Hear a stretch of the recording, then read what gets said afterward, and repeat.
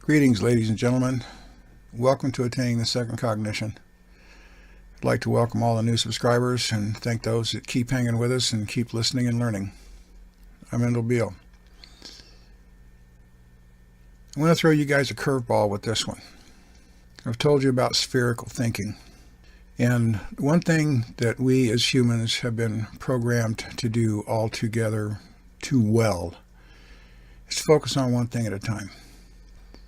This creates a form of tunnel vision. Now, in order to create something new, you have to think of new ideas. You have to imagine something different. So I want to throw out a challenge for all our viewers and subscribers.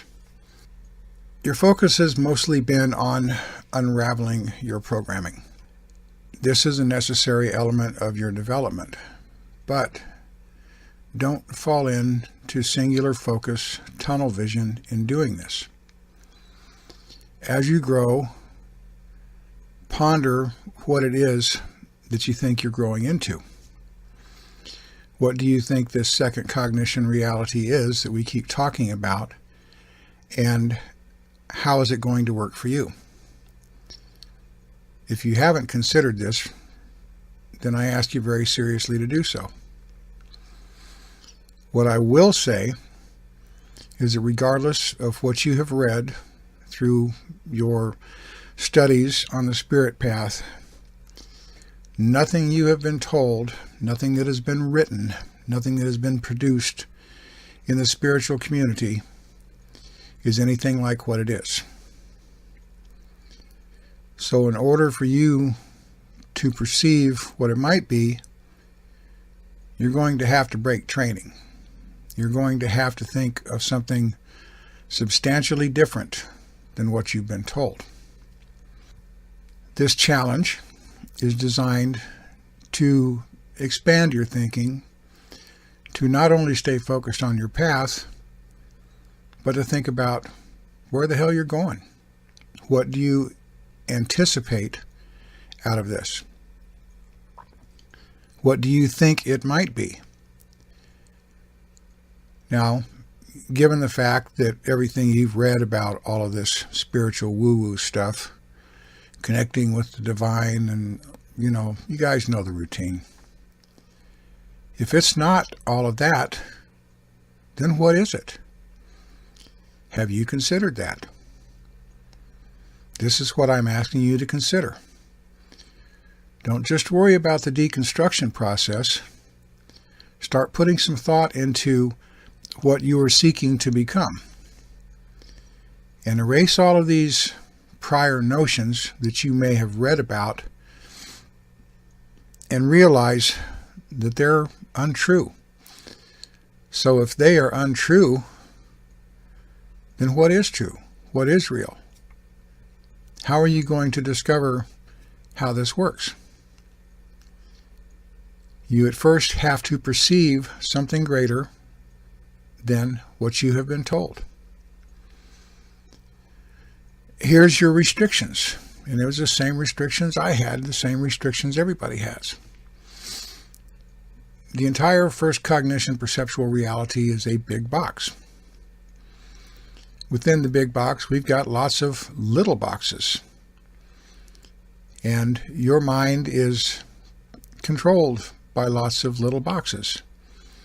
Through compartmentalized thinking, compartmentalized ideas, compartmentalized notions about what you think reality is.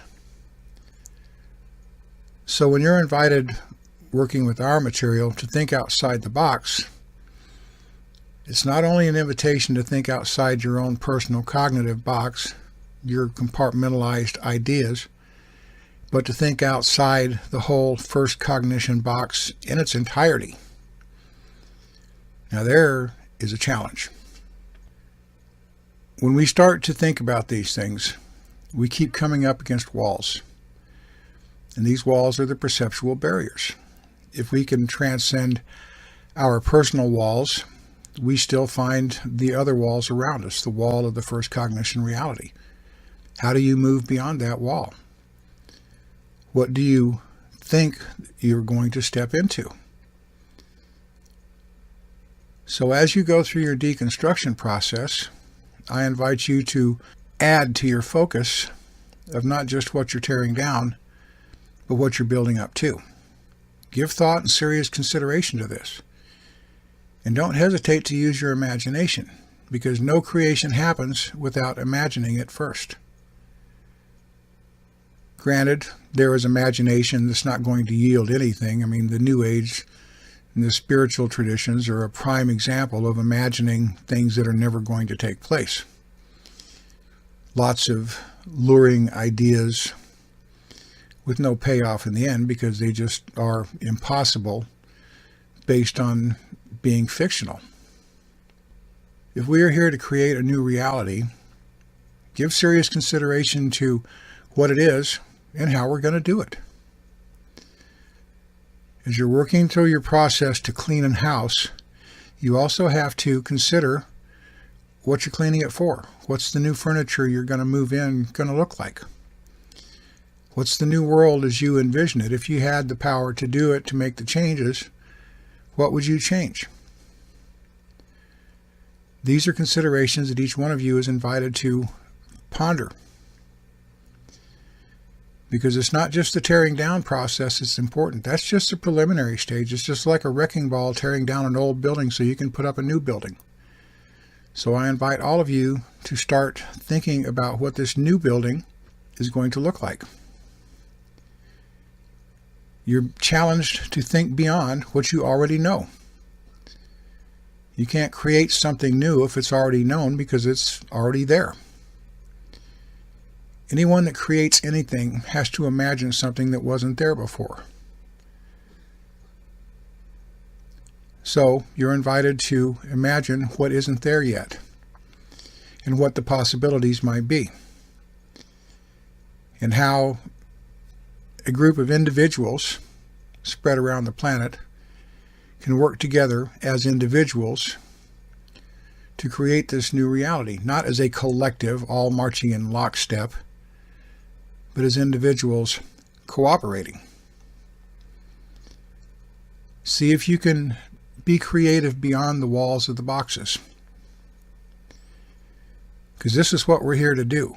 This deconstruction process, all the exposing that we've been doing on everything, that's just a preliminary wrecking ball operation. We didn't come here necessarily to destroy. We came here to create. So you need to put your focus on creating. You need to ask yourself a lot of serious questions.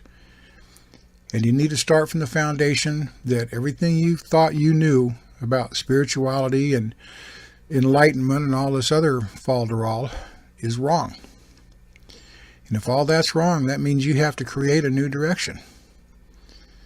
What are you going to create? How are you going to create it? What is your desire and what is your imagination to help facilitate that? This is what creating a new reality is all about. Imagination and follow-through. Ideas and action. So as you go through the deconstruction process, as the revelations come in and you see the fallacy, start putting some thought into where you're going. Start putting some thought into what we're here to do. Don't get locked into tunnel vision. Start thinking spherically. Start looking at something more than one thing at a time. Consider more than one thing at a time. You can do it, but it means breaking training from how you've been cognitively indoctrinated. We've been dumbed down to not be creative. And it's damn difficult to learn how to be creative, imaginative, within a workable framework.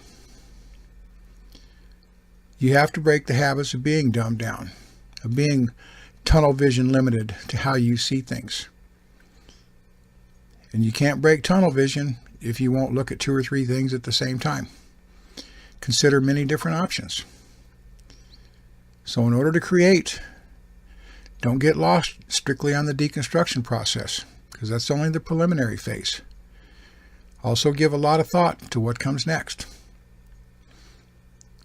So this is just to lighten it up a little bit and quit throwing all the deconstruction negative stuff that they have done to this species and start thinking about what you are going to do, what you may contribute to the creative process as we move into the creation phase of the new paradigm. I just did this to lighten up the mood a little bit. It's still a difficult task, but it gives you a little bit of something else to focus on than having tunnel vision focus on strictly deconstruction. So keep this in mind as you tear down the old house and start imagining what the new house is going to look like. What do we want to see the new paradigm start out with? That's your challenge. For all those of you that are doing the work, stay the course and don't give up on yourselves.